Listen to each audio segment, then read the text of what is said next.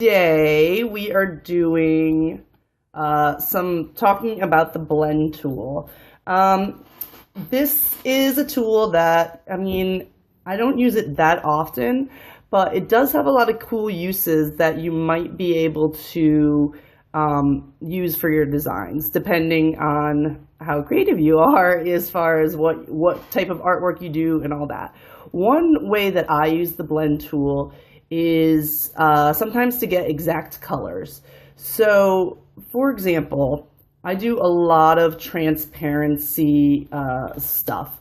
So I often will put two shapes on top of each other and then put it into multiply to make a transparency as part of my design.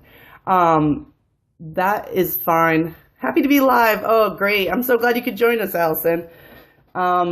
So that's fine, but if I ever wanted to get this green color specifically, if I try to use my eyedropper tool, of course it's gonna, of course it's gonna just pick the yellow or the blue. It's not gonna give me this perfect green. So if for some reason I wanted to get this exact green, what I can do, oh, no problem. What I can do is use the blend tool to find out what that is.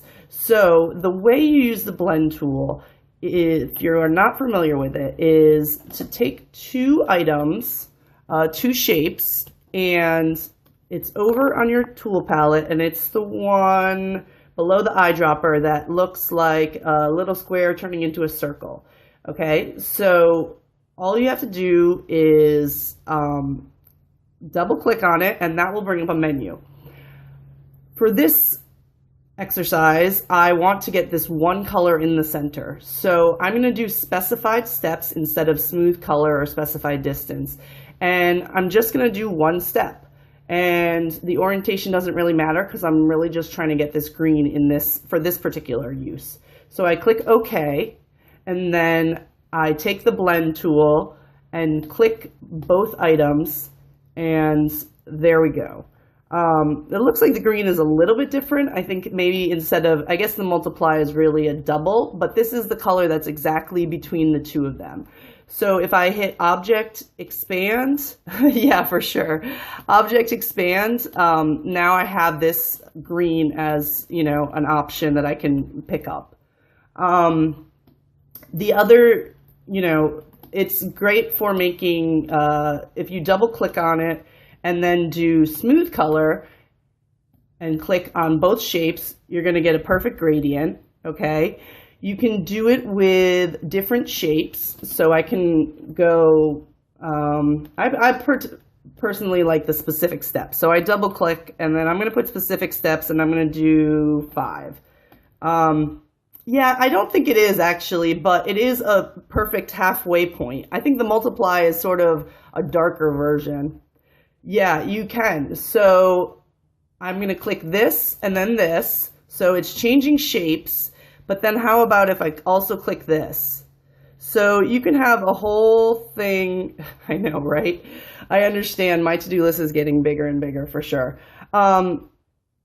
So yeah, you can do all these kind of weird things with it, that it just, there's a lot to do. If you do expand, then you have these shapes that are, this is like a little bit of a rounded hexagon and more rounded. So you can kind of see that it's blending in. Another way that you can use the blend tool is, hold on, let me get rid of all this other stuff, is for highlights. Again, I like the steps, but if you do smooth color, it's probably going to look more realistic. So what I'm going to show you is I have this hexagon, and I'm going to make another hexagon in the corner that is a lighter color. So I'm double clicking and I'm picking like a real light yellow. Yeah, sure, no problem. It's all very easy. No, once you learn it, it's really not so bad. So, okay, so now what I'm going to do is double click the tool, and I'm going to change it to smooth color just to really show you what can be done. And click the big one, click the small, whoa. Oh, because I had these other ones selected. I was like, what just happened there? I don't even know. I guess they're all still linked. Gotcha. Okay, sorry. So now, these two. So I'm clicking the big one, clicking the small one, and you can see it made,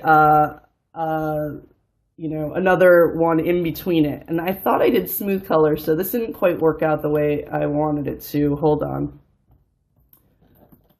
I think there's two shapes here, and that's why it's not working. Let me try one more time to show you what I was thinking of. This time I'm gonna do a rectangle just to make it a little different. Using white, and then I'm gonna use this smooth color, and I'm gonna try again. There we go, that's what I was intending.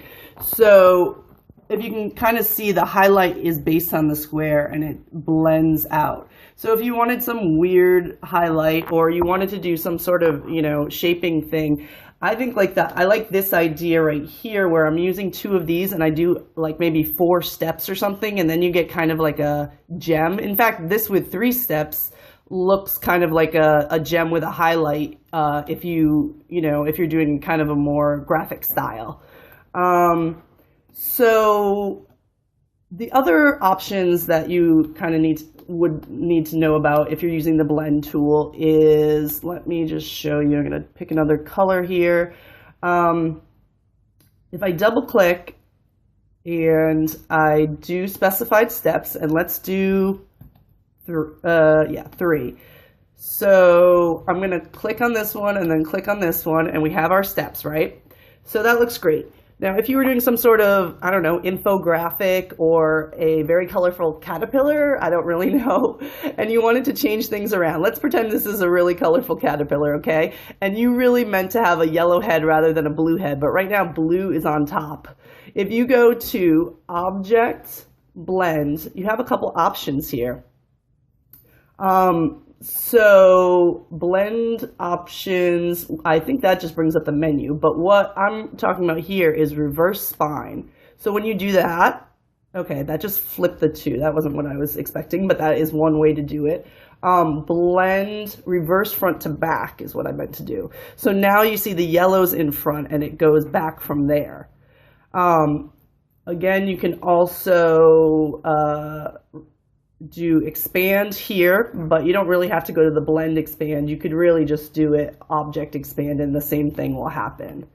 And yeah, you can just do kind of all kinds of shapes and, think of different ways to make use of them for your designs.